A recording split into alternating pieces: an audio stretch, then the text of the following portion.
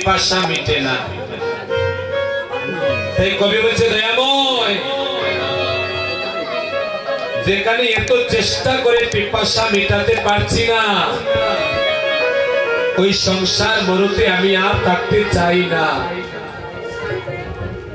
তাহলে তুমি কোথায় যাবে? বলে তোমার রসালো নন্দনে। শুনেছি ভগবত ধামে যদি কেউ একবার ফিরে যায়,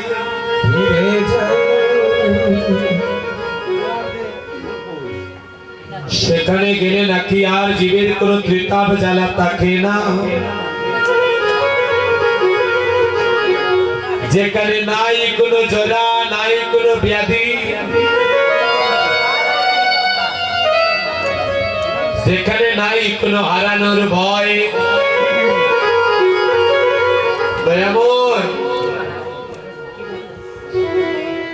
আমি সেই রসালো নন্দনে যেতে চাই। কবে স্থাপিত এ চিত্ত করিব শীতল তোমার করুণা চন্দনে।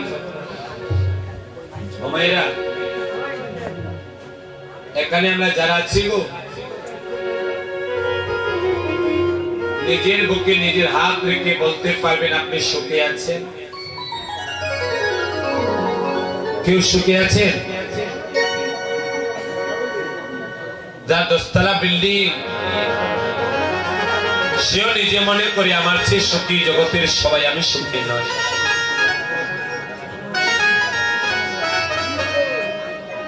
এই জগতে আমরা কেউ সুখী নয় বাবা। আমাদের প্রত্যেকের অন্তরে অশান্তির আগুন দাউ দাউ করে জ্বলে, যে আগুন আমরা কোথাও গিয়ে নেভাতে পারি না। কারো মা নাই, কারো বাবা নাই, কারো ভাই নাই, কারো বন্ধু নাই, কারো ছেলে নাই, কারো মেয়ে নাই, কারো সন্তান নাই। এক কথা এই জগতে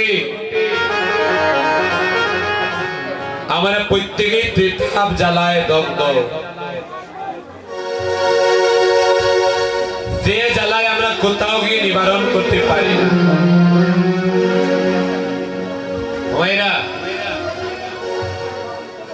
এই যে আমি কীর্তন করি, অনেকে তো মনে করে যে আমাদের জীবন ধন্য বলে তোমরা তো কীর্তন করো। যারা কীর্তন করে তারা নিজে জানে তারা কতটুকু সুখে আছে।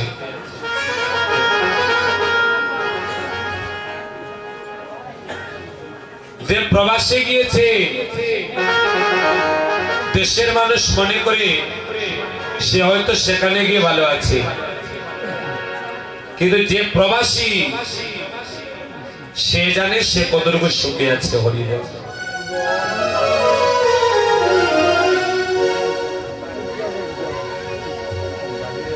যে যেখানে আছে সে সেখানে থেকে বুঝতে পারবে সে কতটুকু ভালো আছে।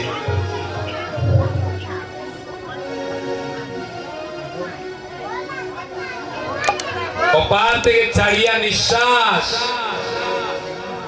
অপারে যত সুখ আমার বিশ্বাস। অপার থেকে দাঁড়িয়ে ভাবছে ওই পারেই বুঝি সুখ, তো ওই পারে যখন যাবে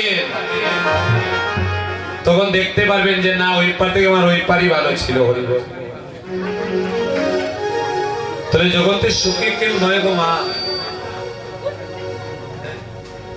আমি কীর্তন করি, ভক্তের ভালোবাসা পাই। এই ভালোবাসা কতদিন পাবো? কতদিন গো? এখানে যদি কীর্তন ভালো না হয়, অনেকে রাস্তায় যাবে আর গালি দেবে, কি গাইবে? আর যদি ভালো ভালো কীর্তন হয় তাহলে প্রশংসা করবে, তাই তো? তাহলে জগৎটা এমনই। বিশেষ করে যারা কীর্তন করে তাদের জীবনটা খুব দুঃখের বাবা। এই যে আমরা কীর্তন করছি, রাতের পরে রাত নিদ্রা, এই ফাল্গুন মাসে 25টা কীর্তন আমার, তো 30 দিনে যদি 25টা তনিদ্রা করতে হয়, একটা মানুষ কতটুকু ভালো থাকতে পারে?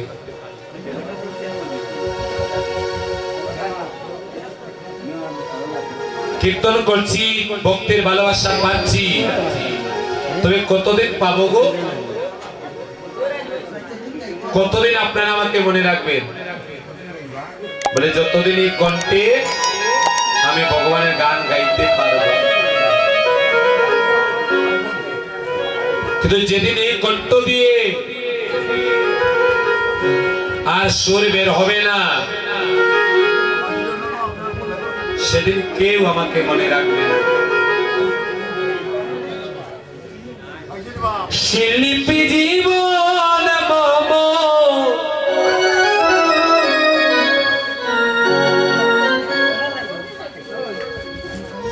পূজার দুপিকাতি সম,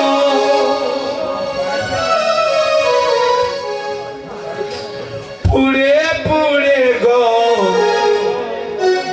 গন্ধ চড়াই মনরে, অবশেষে হব পুরা চাই মনরে, অবশেষে হব পুরা চাই। দেখেছি কত ভালো ভালো কীর্তনীয়রা যারা কীর্তনে গিয়ে মানুষের মনে আনন্দ দিয়েছেন, কিন্তু অল্প দিনই মানুষ তাদেরকে ভুলে যায়। কখন? যখন সে আর কীর্তন করতে পারে না। ডাক্তার, বৈদ্য, কবিরাজ, তাদের বয়স যত বেশি হয় তাদের চাহিদা তত বেশি বাড়ে। হরিবল। শিল্পী, গায়ক, তাদের বয়স যত বেশি হয় তাই তাদের চাহিদা ততই কমে। আমার কীর্তন গুরু গৌরাঙ্গলাল ধর অত্যন্ত গুণী কীর্তনিয়া ছিলেন বালাগঞ্জে, কিন্তু শেষ জীবনে প্রায় 15টা বছর তিনি একাধারে এক মন্দিরের সেবায় নিয়োজিত ছিলেন। কয়জন মানুষ তাকে দেখতে গিয়েছে, বলে গিয়েছে সবাই। এটাই হচ্ছে শিল্পীর জীবন। পূজার প্রদীপ যেমন মিটি মিটি জলে,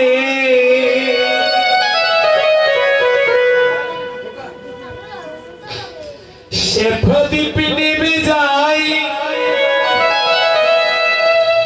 তেল পুরাই।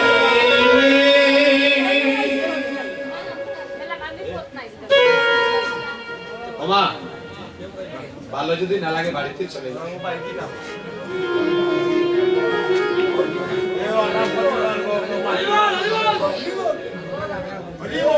এই গানটা শুধু শিল্পীর গান নয় বাবা, এই যে আমার বাবারা আছে,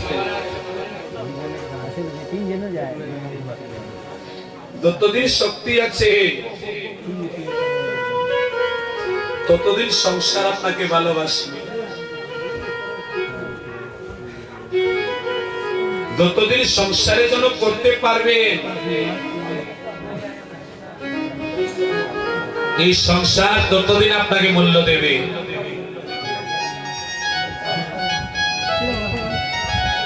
পূজার প্রদীপ যেমন মিটি মিটি জলে,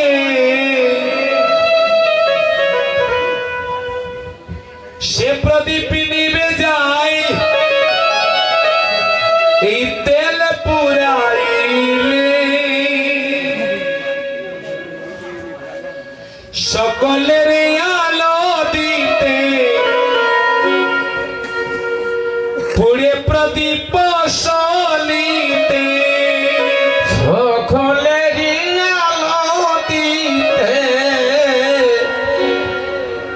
ওরে প্রদীপ মশালিতে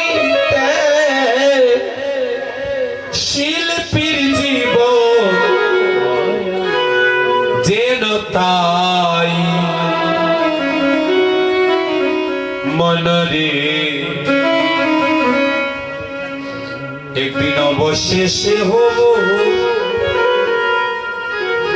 পুরা চাই অবশেষে হব পুরে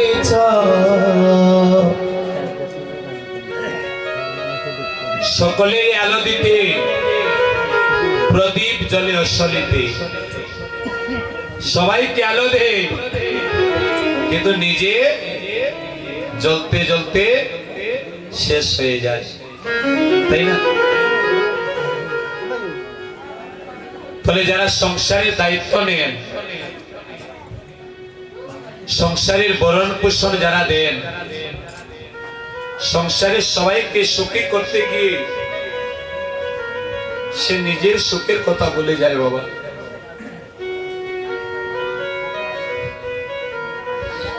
সন্তানের কথা চিন্তা করতে গিয়ে স্ত্রীর কথা চিন্তা করতে গিয়ে দেখবেন অনেক পিতা আছে নিজে একটা শাক কিনতে পারে না আছে না সবার মুখে খাবার তুলে দিতে গিয়ে নিজে কোনোদিন ভালো খাবার খায় না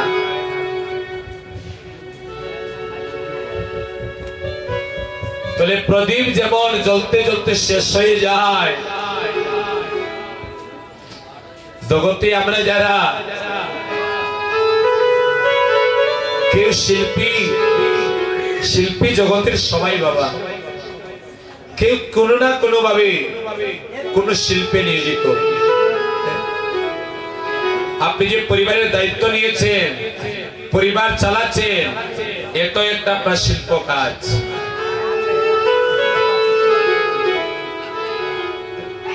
তাহলে সবাইকে সুখী রাখতে গিয়ে আপনার নিজের জীবন নষ্ট হয়ে যাবে এটাই হচ্ছে বাস্তব দুঃখী পুড়ে পুড়ে ছড়ায় সুগন্ধ তিলে তিলে কই হই শিল্পী দেয়ানন্দ ধূপকাঠি পুড়ে পুড়ে সুগন্ধ ছড়ায় কিন্তু ধূপকাঠি এক সময় স্থায়ী হয়ে যায় হরিবল সুগন্ধ ছড়াতে গিয়ে নিজে ছাই হয়ে যায় জগতে যারা মহামানব তারা নিজের জন্য জীবনে কিছু করে না বাবা সারাটা জীবন তারা পরের জন্য কাজ করে যায় সারাটা জীবন তারা পরের জন্য কাজ করে যায় যে মহাপ্রভুর গুণগান আজ আমরা গাইছি সেই মহাপ্রভু জীবনে কতটুকু সুখ পেয়েছে কোনদিন ভেবে দেখেছেন না যে গৌর গুণগান আমরা গাই সেই গৌর জীবনে কতটুকু সুখ পেলেন অল্প বয়সে পিতৃহারা হলেন অল্প বয়সে মাকে ছেড়ে সদ্য বিবাহিত স্ত্রীকে ছেড়ে কেবলমাত্র কলিহত জীবকে উদ্ধারের জন্য তিনি সন্ন্যাসীর পথে গ্রহণ করলেন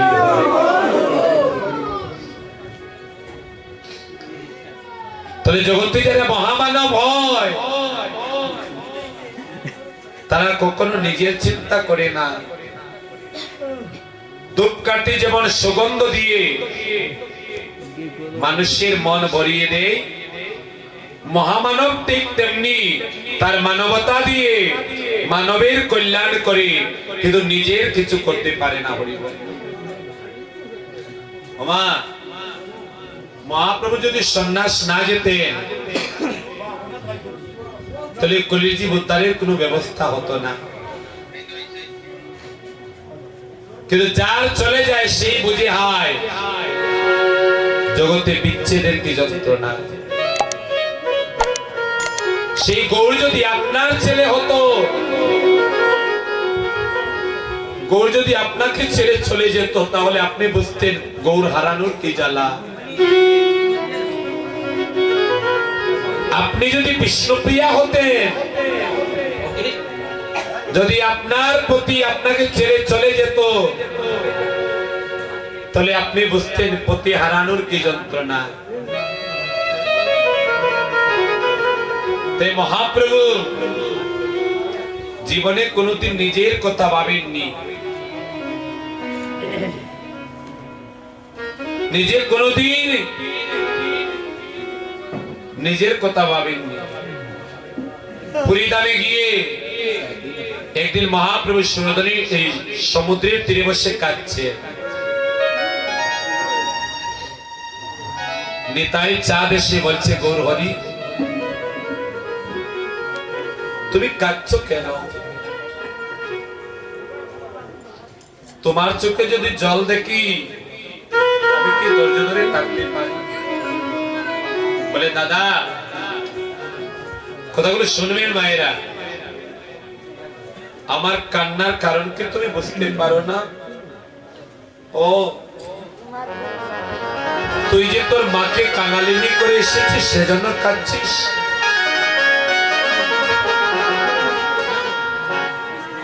তুই যে তোর স্ত্রী বিষ্ণুপ্রিয়াকে পেলে এসেছিস সেজন্য কাঁদছিস? তুই যে নদিয়া ছেড়ে এসেছিস সেজন্য কাঁদছিস? বলে না দাদা, আমি আমার মায়ের জন্য কাঁদছি না, আমি আমার স্ত্রীর জন্য কাঁদছি না। তাহলে কাঁদছিস কেন গৌর হরি? বলে দাদা আমি কাঁদছি কলির জীবের কথা চিন্তা করি। এই কলির জীবের কি করতে হবে? দিবানিশি মহাপ্রভু এই কলির জীবের কথা চিন্তা করে কাঁদতেন বাবা।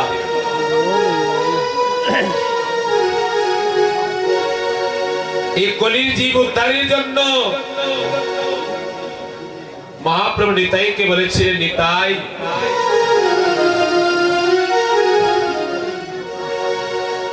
তুই যদি আমাকে ভাই ভেবে থাকিস, তাহলে আমি যেমন সর্বহারা তোমাকেও সর্বহারা হয়ে কলির জীবের দ্বারে দ্বারে যেতে হবে দাদা।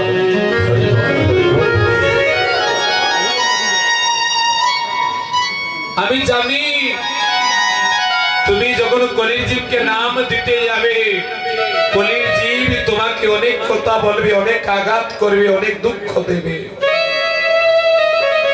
কিন্তু দাদা গো, আমরা তো কলির যুগে এসেছি সুখ পাবার জন্য নয়, আমরা কলির যুগে এসেছি সুখ দেবার জন্য। নিতাই গো, কলির জীবকে নাম দিতে গিয়ে কতজনে তোমাকে কত কথা বলবে দাদা। কিন্তু দাদা তুমি নিমাইয়ের বড় ভাই মনে করে সকল দুঃখ কষ্ট যন্ত্রণা সহ্য করে তথাপিও তুমি কলির জীবকে নাম দেবে। হরি বল।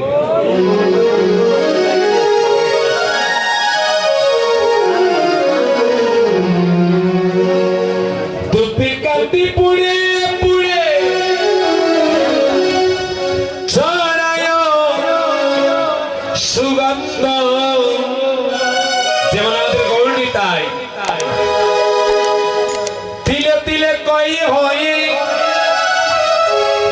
শিল্পী দে আনন্দ, মধুর সুরভি তানে সকলের কাছে তানে, মধুর সুরভি তানে সকলেরই কাছে তানে, পূর্ণ করে সবার অভিপ্রায়।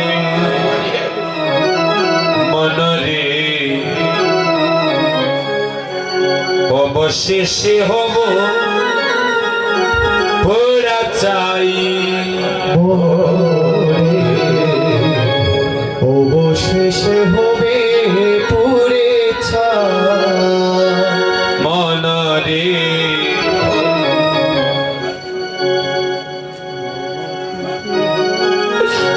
অবশেষে হব পুরা চাই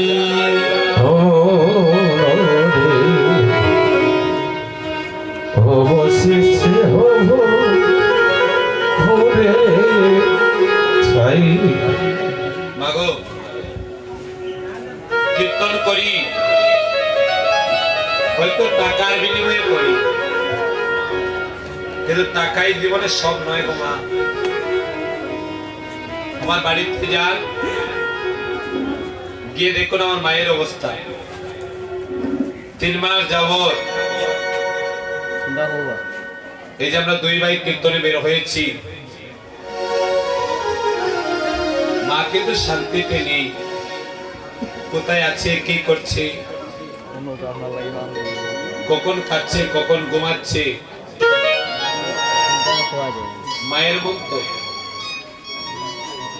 কিন্তু এরপর কীর্তন করছি কেন? একমাত্র ভক্ত সঙ্গ করার জন্য, সাধু সঙ্গ করার জন্য। কিন্তু এটা জানি নিশ্চিত যে একদিন এই সাধু সঙ্গ, ভক্ত সঙ্গ হয়তো আমার হবে না। যেদিন এই বদনে কীর্তন করতে পারবো না, সেদিন ভক্ত সমাজ আমাকে ভুলে যাবে। আমার কথা নয়, এখানে যারা গান বাজনা করে, যে আমার একটা বাজনা এখানে আছে, শোনো জয়। শিল্পীর দাম কতদিন? যতদিন কণ্ঠে জোর আছে ততদিন তোমাকে ভালোবাসি। এই যে আমার আরেক ভাই,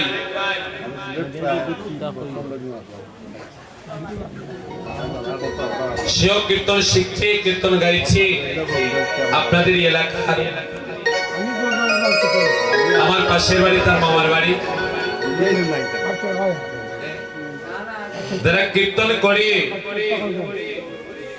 প্রথমে শোকে শোকে কীর্তন শিখে, কিন্তু পরবর্তীতে বুঝতে পারে এই কীর্তনের মাঝে যে কত জ্বালা, কত প্রেম, কত আনন্দ, কত দুঃখ, কত বেদনা।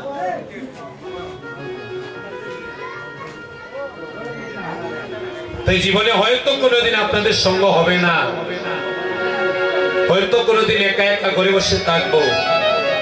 তাই এই গণের বাবু কবি অসীম সরকার নিজের জীবনের অন্তিম দিনের কথা চিন্তা করে বলছেন, যেদিন ভক্ত সঙ্গ করতে পারবো না, যেদিন কীর্তন অঙ্গনে যেতে পারবো না, সেদিন আমার কি হবে? অসীমের জীবনে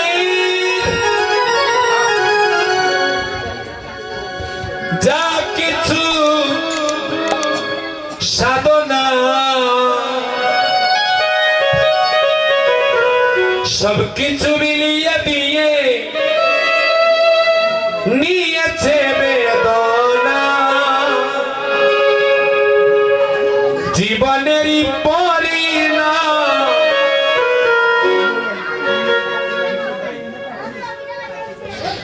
মধুমাখা কৃষ্ণ না, জীবনেরই পরিণাম মধুমাখা কৃষ্ণ নাম। সেদিনের চাওয়া আর কিছু নেই। জীবনেরই পরিণাম মধুমাখা কৃষ্ণ নাম। বিরজনে বসে যেন গাই মনরে, অবশেষে হব পুরা চাই মনরে। অবশেষে হব পুরে মনরে, অবশেষে হব পুরা চাই মনে অবশেষে হব ভুলে ছাই। শিল্পী জীবন পূজার তুপিকা সম শিল্পী জীবন পূজার ধূপকাঠি সম পুড়ে পুড়ে গছড়ায় মনরে অবশেষে হব পুরা চাই মনরে অবশেষে হব ভুলে ছাই।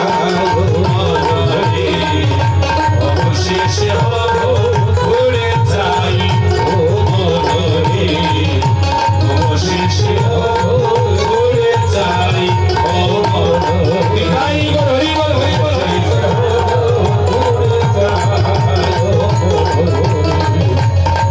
অবশেষে হব ভুলে ছাই। তাহলে সেই নাম যেন আমাদের প্রত্যেকের জীবনের পরিণাম হয় বাবা। জীবনের অন্তিম দিনে সবার বদনে যেন কৃষ্ণ নাম উচ্চারিত হয়। বাবা, আপনার গ্রামে যদি এই মুহূর্তে শোনেন কারো এমন দশা হয়েছে যে এই মুজিব তার প্রাণ দেহ থেকে চলে যাচ্ছে, দশম দশা যাকে বলে, দেহে প্রাণ আছে কি নাই বোঝা যাচ্ছে না, কখন বুঝি দেহ থেকে প্রাণ যায়। এমন কথা শুনে আমরা তাকে দেখতে যাই না গো, বলি অমুক বাড়ির দাদার এমন অবস্থা, একবার দেখে আসি, দেখতে যাই না। অন্তিম শয্যায় যখন কেউ পড়ে আমরা তাকে দেখতে যাই। আচ্ছা বাবা, সেখানে দেখতে যাওয়ার পরে আমাদের একটা দায়িত্ব আছে। দায়িত্বটা কি গো? দায়িত্বটা কি বাবা?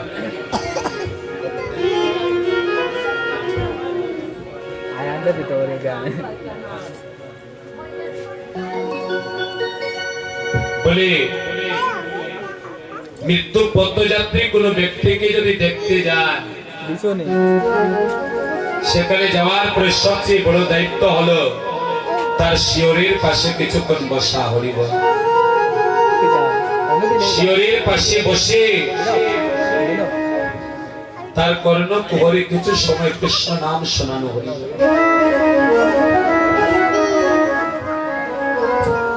যদি আপনি তার কর্ণ করে কিছুক্ষণ কৃষ্ণ নাম শোনান,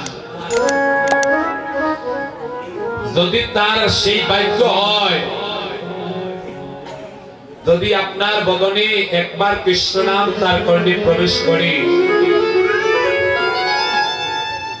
যত বড়ই অপরাধী হোক না কেন বাবা, আপনার বদনে একবার কৃষ্ণ নাম শোনা মাত্র তার জীবনের সকল পাপ দূর হয়ে যাবে, সে ভগবত ধাম প্রাপ্ত হয়ে যাবে। এগুলো আমরা বুঝি না মায়েরা। মৃত্যু পথযাত্রী মানুষকে দেখতে যায়, জানি সে কিছু খেতে পারবে না, তারপর আমরা ফলমূল নিয়ে যাব, তো সে খেতে পারবে না, কি হয়েছে, তার সঙ্গে যারা থাকবে তারা খাবে, নিজেও দুইটুক একটু খাওয়া যায়। এমন যেন মনের ইচ্ছা না হয়। মৃত্যু পথযাত্রী কাউকে দেখতে যেতে গেলে মনে অনুরাগ নিয়ে যাবে যেন কিছুক্ষণ তার কর্ণে আমি কৃষ্ণ নাম শুনে আসতে পারি।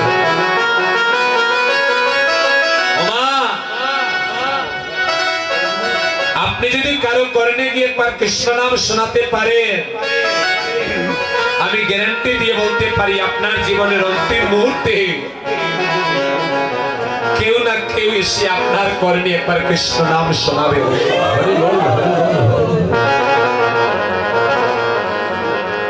ভগবান নিজে তার প্রয়োজনে কাউকে পাঠিয়ে দেবে আপনার কর্ণে কৃষ্ণ নাম শোনাবে। এই হলো নামের মহিমা। নাম স্মরণে জীবের সকল পাপ দূর হয়ে যায়। তবে সেই নাম একবার করা যায় সবাই মিলে, তো হাত তুলে হরি বল। যারা নাম করবেন না হাত তুলবেন না, যারা নাম করবেন হাত তুলবেন, হরি বল। সবে হাতে করো কাম। যারা বারান্দায় আছে বাবা তারা নাম নেবেন না, হাত তুলে। সবে হাতে করো কাম আর মুখে বলো হরি,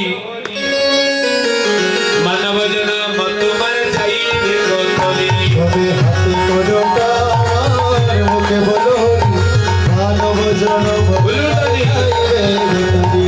হাতে করো কাম আর মুখে বলো হরি, মানব জনম তোমার চাইবে কতরি। হাতে করো কাজ, আর মুখে বলো হরি, মানব জনম তোমার চাইবে কতরি। মানব জনম তোমার চাইবে কতরি।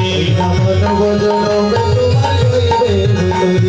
মানব জনম তোমার চাইবে কতরি। মানব জনম তোমার চাইবে কতরি। সবে হাতে করো কাম আর মুখে বলো হরি, মানব জনম তোমার চাইবে কতরি। হাতে করো কাজ, আর মুখে বলো